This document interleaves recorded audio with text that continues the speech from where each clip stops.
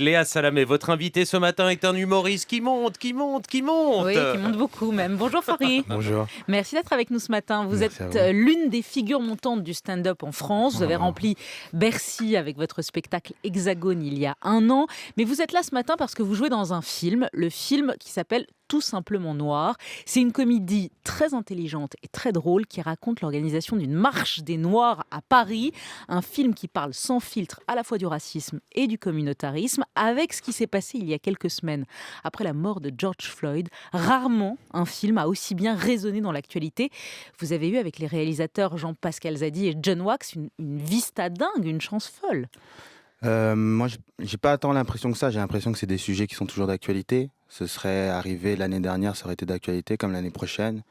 Parce que des meurtres comme George Floyd, il y en a eu plein. Simplement, là, tout a été filmé du début jusqu'à la fin et il n'y a pas de, il y a pas de doute possible. C'est ce qui a créé la révolte et tout le mouvement qu'on a vu derrière. Mais je pense que ce film est tristement d'actualité sur plusieurs années. L'histoire est celle de Jean Pascal, comédien raté qui décide un matin d'organiser une marche pour l'homme noir. Il fait une vidéo qui devient virale. Je m'appelle Jean Pascal, j'ai 38 ans et je suis en colère. Je suis en colère parce que la situation des Noirs dans le pays, elle est catastrophique. On n'est nulle part, pas dans les médias, pas au cinéma, pas en politique. J'ai l'impression que ça ne gêne personne. Moi, ça me gêne. Cette colère est aussi la vôtre ? J'irai pas jusque la colère. En tout cas, c'est d'abord une interrogation, à savoir que si on a si on a les mêmes capacités que les autres, si on est face aux mêmes chances que les autres, il devrait y avoir plus de gens qui nous représentent, ou alors ça veut dire qu'on n'a pas les mêmes capacités que les autres, et dans ce cas, c'est un autre sujet. Alors c'est une interrogation, il faudrait qu'on sache, est-ce que on considère que les minorités ne sont pas aussi capables que les autres, ou alors, dans ce cas-là, on a un problème systémique en France. Hmm. Qu'est-ce que vous pensez, vous ? D'ailleurs, Jean-Pascal essaye de mobiliser toutes les stars noires du pays. Le Hmm. film réunit un casting ahurissant. J'en cite quelques-uns. Omar Sy, Joy Starr, Fabrice Eboué, Eric et Ramsey, Claudia Tagbo, le rappeur Soprano, Lilian Thuram, Mathieu Kassovitz, Cyril Hanouna. On les voit tous. Vikash Dorasso, ils ont tous accepté de jouer Ouais, leur propre rôle ouais. dans le film. Augustin Trapenard aussi. Et Ils ont l'idée, tous accepté de salir leur image. de salir leur image.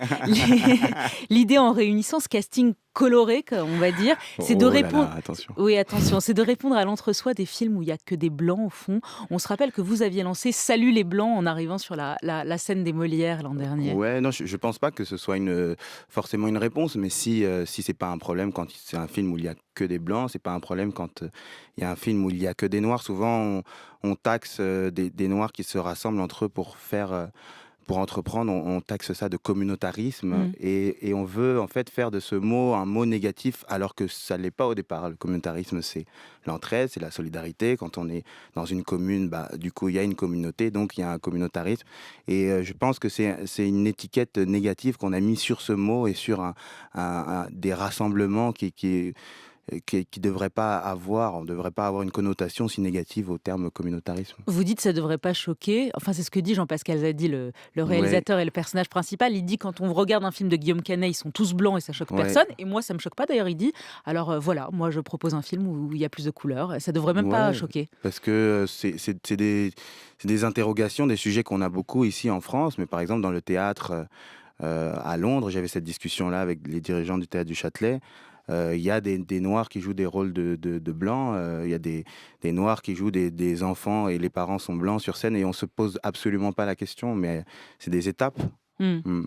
Il faut répéter que le film est ultra drôle. Il y a une critique très intelligente du communautarisme et Ouais. d'un militantisme parfois un peu borné, où on n'est jamais assez noir pour certains, avec la scène hilarante où le personnage principal explique à Vikash Dorasso qu'il ne peut pas participer à la marche des Ouais. Noirs parce qu'il a les cheveux trop lisses et pas assez crépus. Ouais. Je pense pas que ça critique le communautarisme.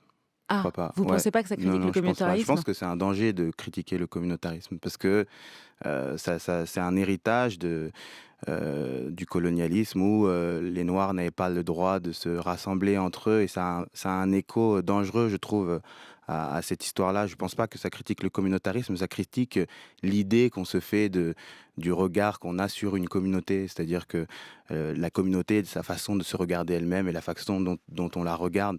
Mais, Oui, mais sur la façon dont elle se regarde elle-même dans aussi. cette, Je veux dire, dans cette scène, quand elle mais pas explique. l'idée du communautarisme, quoi. Mais dans cette scène-là, elle explique les travers que peut avoir le jugement entre les Noirs et les regards qu'ils ont sur eux-mêmes dû au fait du regard qu'on a sur eux. Donc, je pense que ça pose des questions, mais ça ne critique pas le communautarisme, parce qu'encore une fois, je pense que c'est hyper important de ne pas mettre de connotation négative sur ce mot, parce que c'est pas négatif. Il y a quand même un autre moment, pardon, quand Jean-Pascal persiste à appeler la journaliste Karine Guéoc, qui joue son propre rôle. Il lui dit « Tu es une journaliste noire ». Et Ouais. elle lui hurle dessus en lui disant « Arrête de dire que je suis une journaliste noire, je suis journaliste point, je ne suis pas une journaliste noire.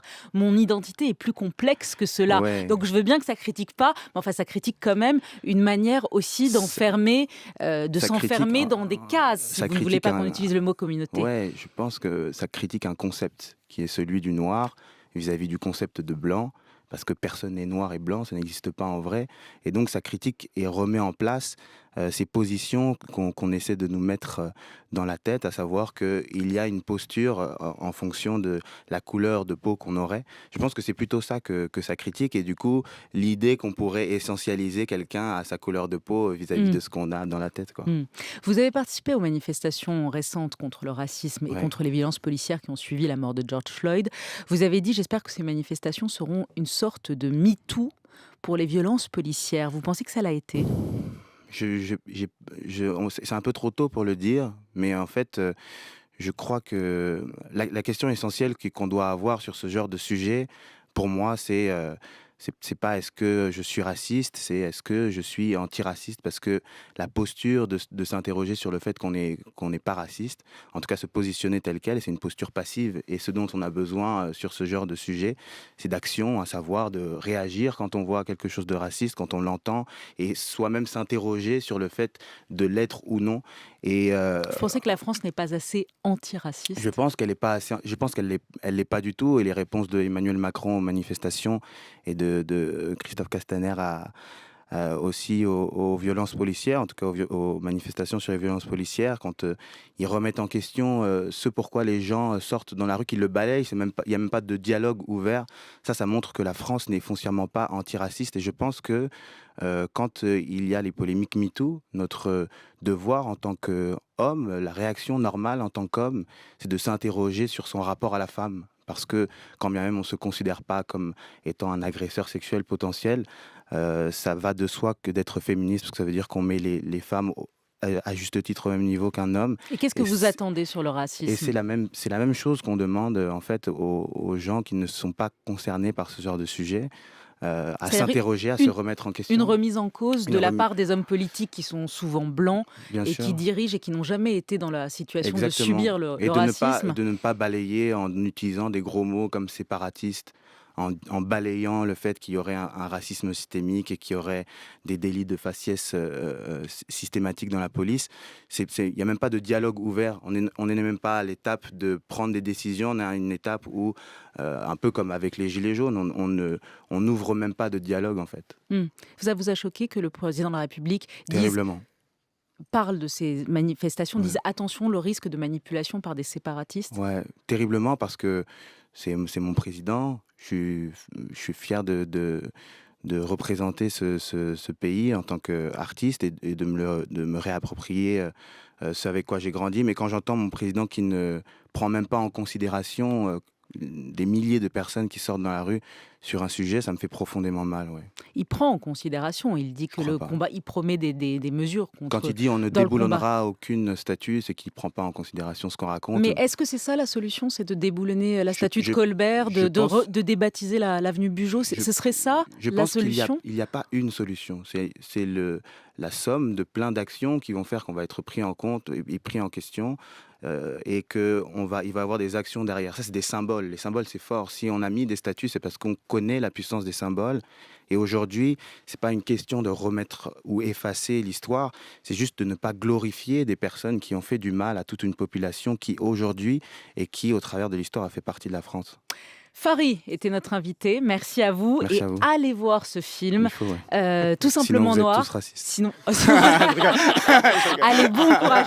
Vous passez votre journée avec ça. Vous êtes tous racistes si vous n'allez pas voir ce film. Non, justement, c'est un film extrêmement Ouais. intelligent, qui fait rire, qui fait réfléchir, Ouais. et qui pourrait être la comédie de l'été, pourquoi pas. Pourquoi Au pas fond, hein, Pourquoi ce pas serait pas On mal. espère. C'est Tout simplement noir. C'est au cinéma le 8 juillet. Merci et belle journée à À vous aussi.